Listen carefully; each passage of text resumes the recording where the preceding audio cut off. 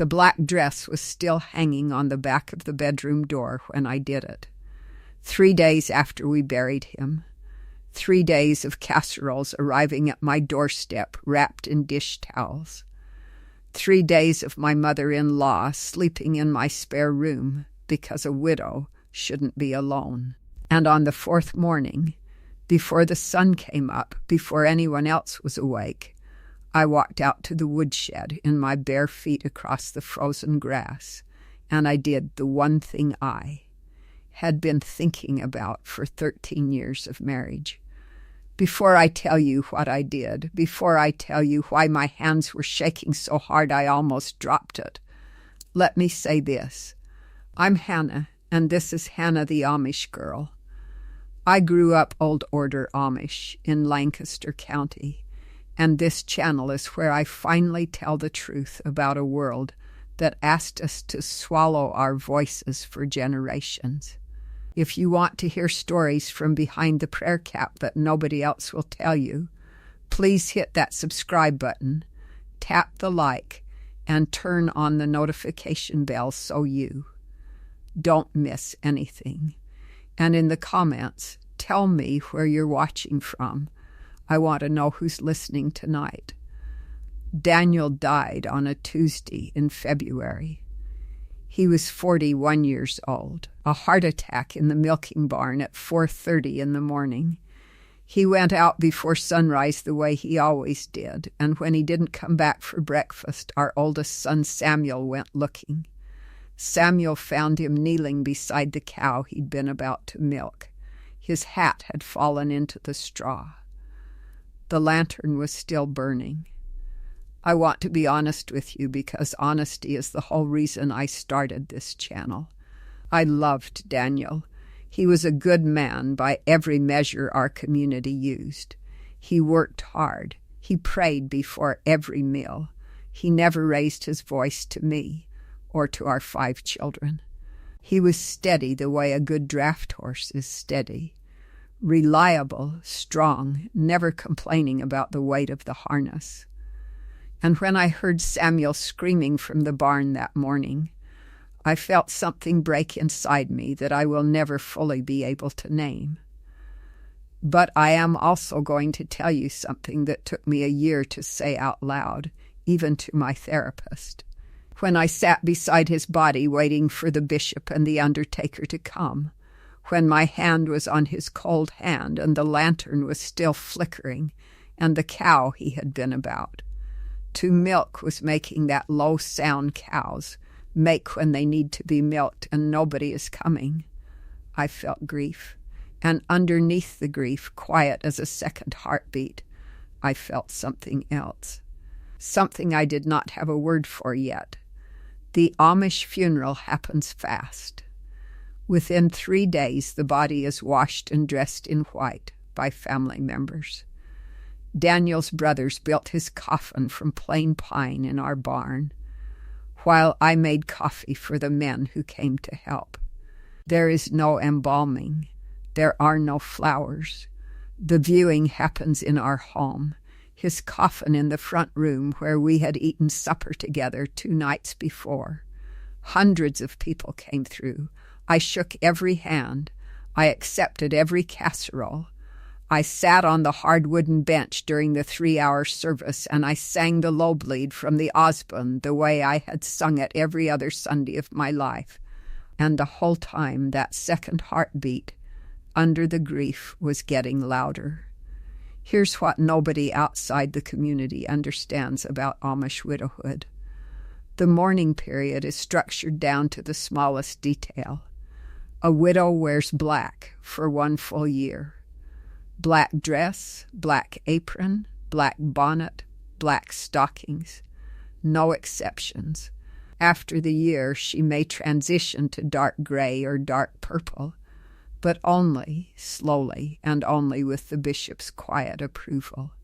She does not attend social gatherings beyond church for at least 6 months. She does not laugh too loudly. She does not sing anything that isn't a hymn.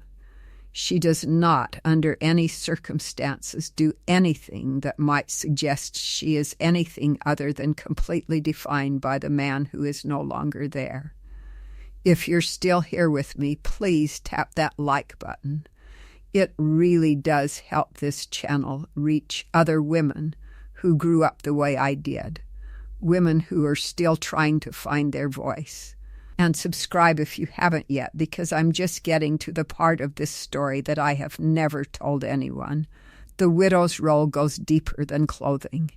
There is an unwritten understanding in the Ordnung, the unspoken code that runs underneath every official rule, that a widow's grief belongs to the community as much as to her. People will visit. People will check on her. People will, with genuine kindness and absolute certainty that they are helping, watch her for the entire first year to make sure she is grieving correctly.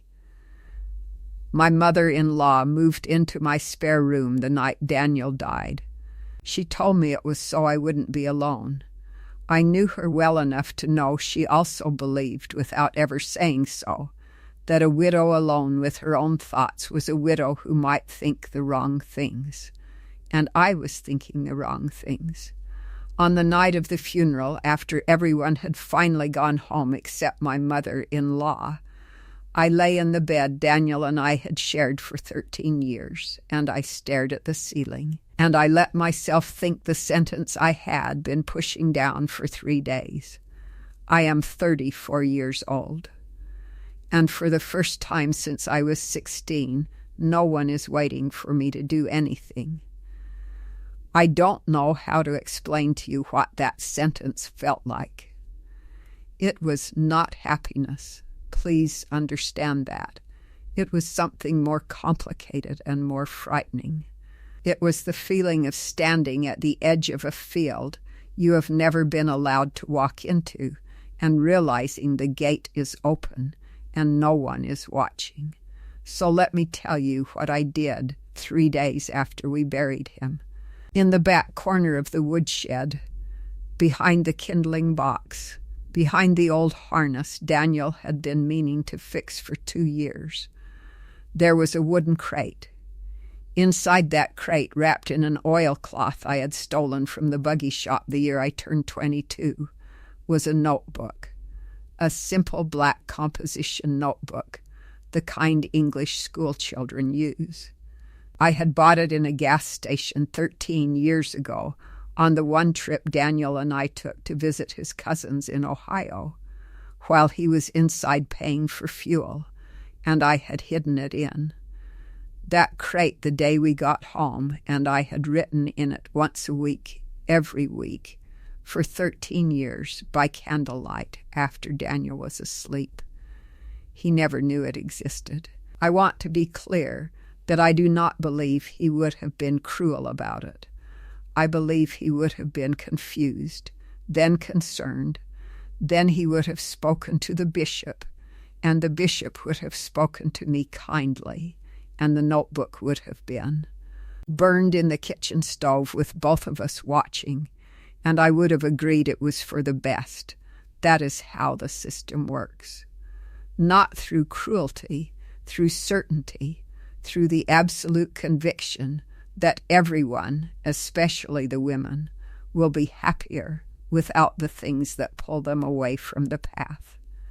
And so for 13 years the notebook lived in the woodshed, and in it I had written every thought I was not allowed to have, every question about Scripture I was not allowed to ask, every dream I had not been allowed to dream, the name of every book I had heard about from the English neighbors and wanted to read, the list of places I had wanted to see, the ocean, the mountains in Colorado, a library, just any library, where I could walk in and take a book off a shelf without anyone asking me why.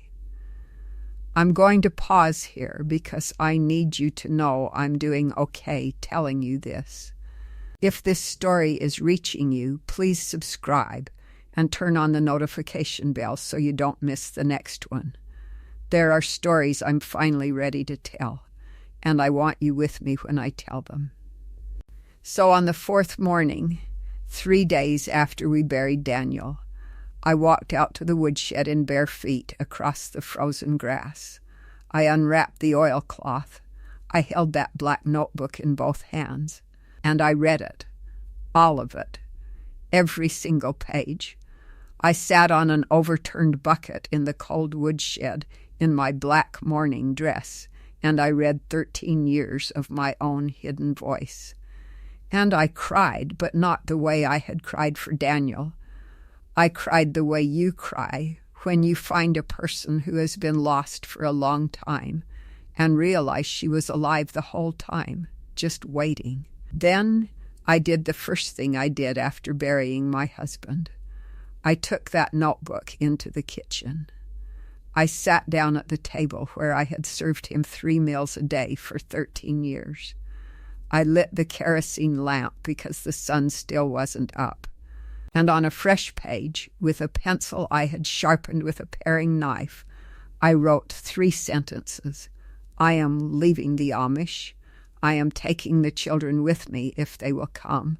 I am going to find out who I would have been. I want to tell you about my friend Rebecca, because her story is the reason I had the courage to write those sentences. Rebecca was widowed at 29, 4 years before me.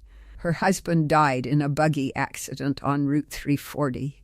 She wore the black for the full year, exactly as she was supposed to. Then she wore the dark gray for another year because her mother-in-law said it would look strange to switch back to color so soon. Then she wore the dark blue. Then her oldest son got married and her daughter-in-law moved in, and Rebecca, who had never lived alone for a single day of her life, who had gone from her father's house to her husband's house at 19, found herself 34 years old and quietly invisible in her own home. She told me once at a quilting bee, in a voice so low I almost didn't catch it, that she sometimes wondered if she had actually died in that buggy accident with her husband and just didn't know it yet. I never forgot that. The day I sat in the woodshed with my notebook, I heard Rebecca's voice in my head as clearly as if she were standing beside me, and I understood that the system does not need to kill you to bury you. Leaving was not fast, and it was not clean. I'm not going to pretend it was. 3 of my 5 children came with me. 2 stayed. The 2 who stayed are now grown, and they speak to me through letters that I treasure even when they tell me they are praying for my soul. The shunning was immediate, and it was total. My mother has not spoken to me in 14 months. My father sent 1 letter, 3 sentences long, telling me he loved me and that he could not see me again until I returned to the church. I keep that letter in the drawer of my nightstand. I read it on the hard nights. In therapy, I have learned that what I felt in those 3 days between Daniel's death and the morning I walked to the woodshed has a name. It is called the grief of the unlived life. It is what happens when someone you genuinely love dies, and in the silence after their death, you suddenly hear the woman you were never allowed to become, and she has been, knocking on the inside of your chest for years, and you finally have to decide whether to let her out or keep her there until you die too. My therapist, who has become one of the most important people in my life, told me something during our 6th session that I think about every day. She said grief and freedom are not opposites. They live in the same room.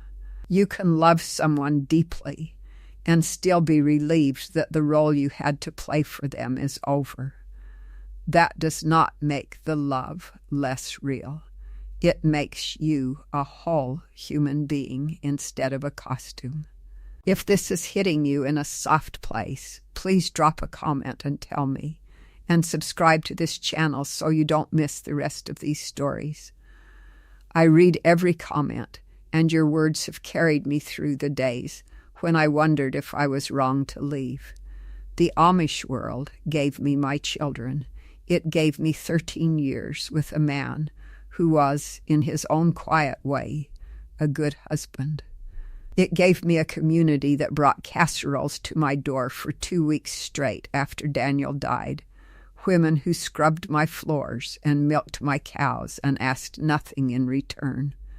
I will not pretend that what I left was a prison. It was a home. And it was also a place where the woman writing in a notebook by candlelight had to hide her own handwriting from the man sleeping next to her. There is no theology I have ever read in any tradition that requires a woman to bury her own voice along with her husband. There is no scripture that says her grief must be the only thing she is allowed to feel. The widow's black is supposed to be a sign of love. In my community, it was also a uniform. And the morning I walked to the woodshed, I understood for the first time that the uniform had been on me long before Daniel died. I had just been too tired to notice. I still wear black sometimes. Not because anyone is making me. Because I did love him, and grief deserves its own clothes some days. But I also wear blue now, and green, and one bright yellow sweater my daughter bought me for my 35th birthday that made my mother-in-law stop speaking to me for a month before she stopped speaking to me forever. If you grew up in a place where your grief was a script and your future was already written, I see you. If you ever loved someone and also, quietly, in a part of yourself you were ashamed of, longed for the day the role would end, you are not a monster. You are a person who was given too small a life and too large a soul. Those two things will press against each other until one of them breaks, and it does not have to be the soul. I buried my Amish husband last year, and the first thing I did after was open a notebook I had been hiding for 13 years and read the woman I had been all along. She was still in there. She had been waiting, and when I let her out, she did not run. She just stood up slowly, the way someone stands up after sitting too long, and she walked into the kitchen, and she started writing the rest of her life. If this story stayed with you, tell me in the comments what part hit you hardest. I read every single one. And if you want to hear more truths from behind the prayer cap, please subscribe to Hannah the Amish Girl and turn on that notification bell so you never miss a story. There is so much more I am finally ready to say. Until next time, the woman you were before they put the dress on you is still in there. Go find her. She has been waiting longer than you know.